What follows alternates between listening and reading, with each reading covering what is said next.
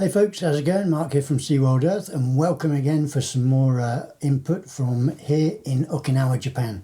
And I'm excited because tonight I'm going to be taking this guy, the DJI Pocket Osmo 3, into the jungles to see if this can replace all of this as a wildlife filming camera. I've been using it only for a couple of days now, so I'm not really that up to speed on everything it can do, but from what I've seen so far, it's looking pretty awesome. Quick word on the setup: I'm filming 4K, 30 frames per second. I'm in 10-bit M-Log RAW to get the most out of the camera, and audio-wise, I've got my Rode the Rode Wireless Go 2 as a wireless mic, and what I've actually done, you know me, I love to come up with my little contraptions. I've actually made, remember when I made the little soft boxes for the twin macro flash, the Franken flash? Well, now I've got the Franken cage for this guy. I've come up with a little contraption that I'm hoping will make life a little bit easier for filming, because obviously using this thing with lights, with a cell phone as my monitor, rather than trying to juggle with things all the time, I want to have everything all in one little unit to make life a lot easier. And this is the bare bones of just that. Now, I'm sure in time, as this camera takes hold and becomes more and more of a vlogging camera and a camera that people use for this kind of thing, cages and all of the other accessories will become accessible and available. But you know, early days, I looked through YouTube to try and find other people that were shooting wildlife with this camera. I didn't find too many. I did find a couple of like cinematic montages of scenes and scenery, but to actually go into herping and trying to film snakes and lizards and all that kind of lovely stuff by night, I didn't find too much. So that's what I'm going to be doing with this guy. But what I also, the point of this video is to show you what I do at night time, but also just to give you an oversight into the Franken cage for this guy. So let's dig into it. Okay, so for the component parts, well, I've got all of the equipment on here is just stuff that I've had from elements and items that I've filmed with, or that I've built rigs with in the past, and just like MacGyvered everything together. I've got a quick release plate here. This is from Kessler, okay, and again it's just like a tripod shoe, as it were. Long one again from Kessler, an aperture small ball head, okay, to put it together. That just clicks in like that and it locks over like that. And on the bottom of that Kessler plate, all I've got are a couple of legs that I glued into place again from a slider that I use. If I need them again, I'll just take it apart, no problem. For a lighting support or a grip, I'm using a small rig articulated arm here, and on the end of that,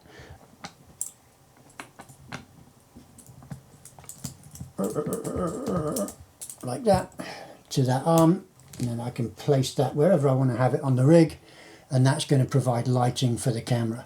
Now the camera itself is going to screw in to its base here.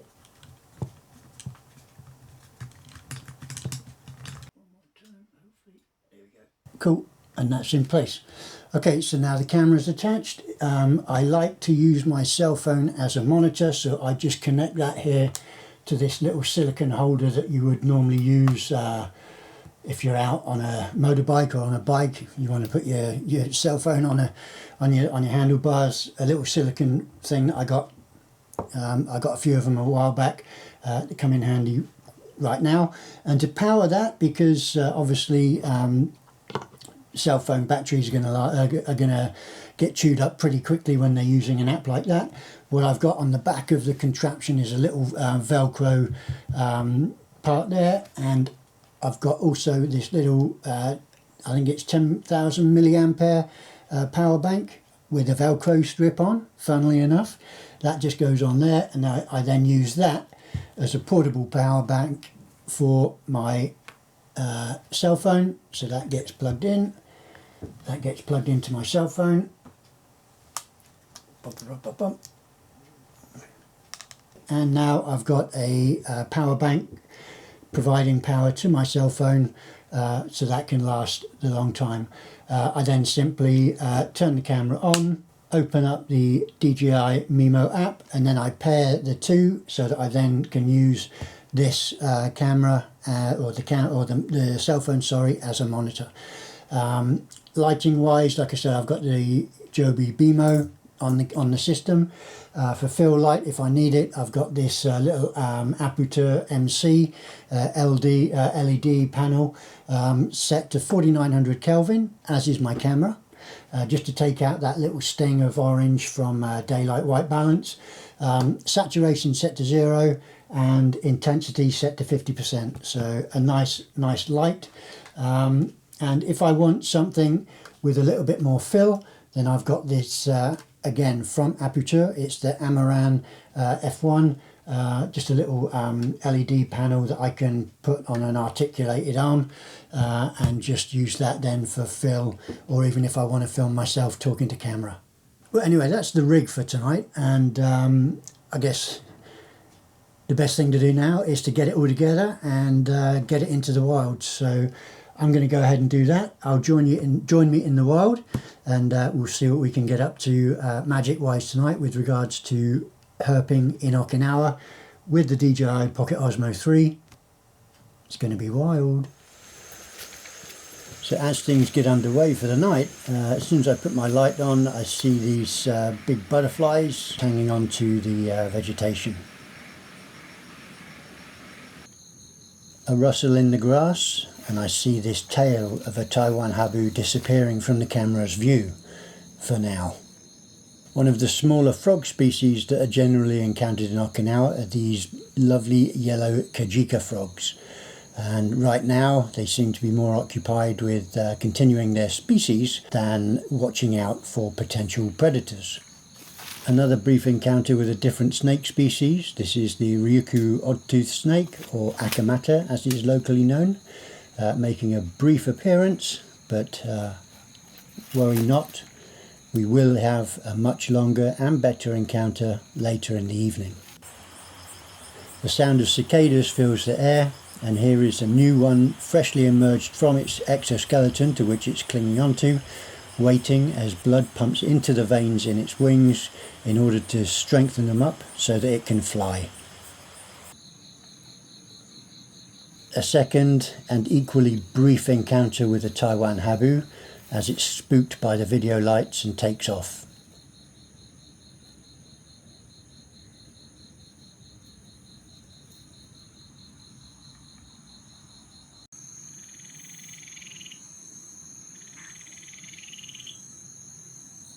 Now my activity hadn't gone unnoticed. A white-jaw frog watches me from its perch. Behind it, a frothing mass of recent spawn hangs in the tree. An amphibious embrace in the dense vegetation. Fortunately for this tree frog couple, the predators hadn't noticed their location.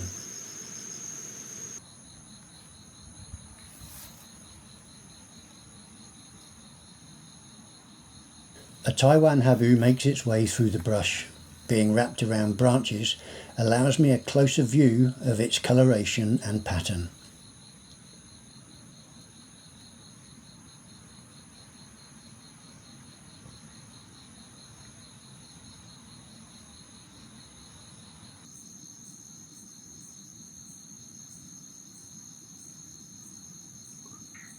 This water trough is a fantastic place to encounter many snake species because it also serves as a magnet for many frogs as they congregate to spawn, and frogs equal food.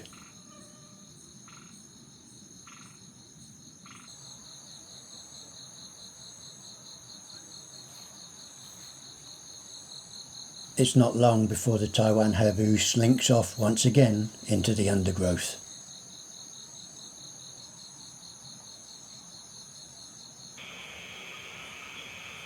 It's time for the midnight munchies as a crab chows down on its latest catch.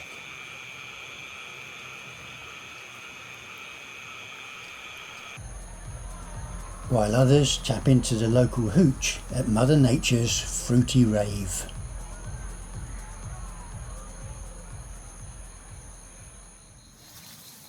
The Ryukyu oddtooth snake, or akamata as it's locally known, has probably got the most stunning pattern of all reptiles found in Okinawa.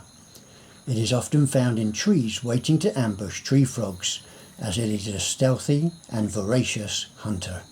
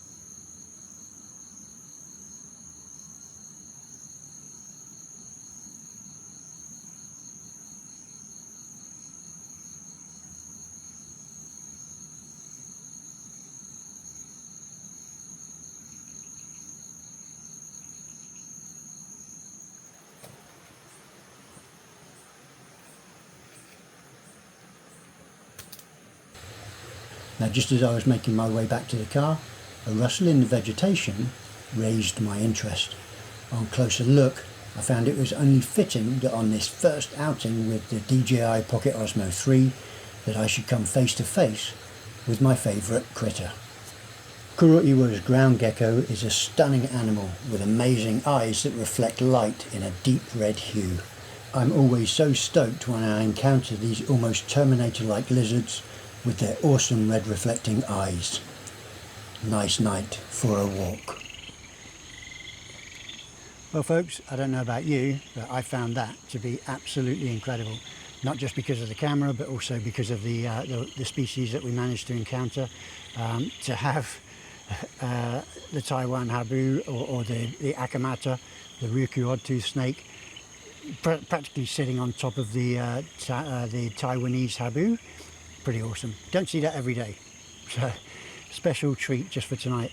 I loved it. I love the versatility of the camera. It's not perfect, and it is quite hard to get used to with regards to not knowing exactly where the lens is pointing at any given time, or when you fire up the camera, just orienting yourself to the view of the camera. I can see where in the future you could actually lose a critical clip or a critical footage just by waiting for that delay. One thing, for example, having the speed of the gimbal on slow, because previously we like to do nice slow cinematic pans, but if we don't change that before I go out herping, then I'm going to get just really when I need a fast whip pan or something just to get onto a species or onto an animal, for then the camera to just gimbal to just go really nice and cinematically slow. I don't want cinematic at that period in time, but again, it's just workflow. It's my workflow. It's me getting used to the camera and knowing that I'm going to be going out, so making the changes before I go out. Quality of footage wise, I don't know, because I haven't checked it on the big screen yet, but I'll do that, and hopefully you'll be seeing the footage as well as me, but how just absolutely awesome. I'm not going to bimble on too much. I can definitely promise you that there will be future films made with this camera. In fact, quite a lot. It looks like I may adopt it for my night vlogs, so expect a lot more of those. But all that remains for me right now is to say, wish you all the best. Hope to see you soon. If you haven't, please do subscribe. Hit the little subscriptions button down there, and then ring the little bell so that you'll get updates as and when new content is available from SeaWild Earth. But until the next time, please do stay safe, stay happy, stay sane if you can, and hopefully it won't be too long before we get some more footage in the pipe, and get you guys fed with some more wildlife and adventures from here in Okinawa. Take care, guys and girls, and I'll see you very soon.